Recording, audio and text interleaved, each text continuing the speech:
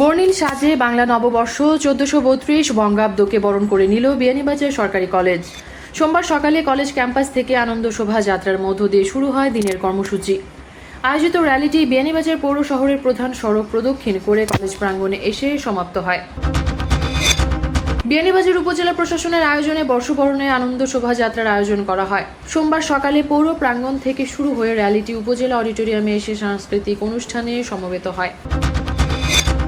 বিয়ানীবাজারে সংবাদ প্রকাশের জেরে সাংবাদিককে হত্যার হুমকি, থানায় অভিযোগ ও বিয়ানীবাজারে শুল্ক কর ফাঁকি দিয়ে ভারতীয় চিনি চোরাচালানের সাথে জড়িত আমিনুল ইসলাম বাদর ও জাহাঙ্গীর হোসেনকে নিয়ে সংবাদ প্রকাশ করা জাতীয় পত্রিকা দৈনিক কালবেলার উপজেলা প্রতিনিধি ও পূর্ব সিলেটের online multimedia news portal the local টাইমসের সম্পাদক শহীদুল ইসলাম সাজুকে হত্যার হুমকি দেওয়ার অভিযোগ উঠেছে। এ ঘটনায় তিনি থানায় অভিযোগ করেছেন। আন্তজেলা ডাকাত দলের সর্দার দেলোয়ারকে গ্রেফতার করেছে সিলেট জেলা গোয়েন্দা পুলিশ। তার বিরুদ্ধে সিলেটের বিভিন্ন থানায় প্রায় 1 ডজন মামলা রয়েছে।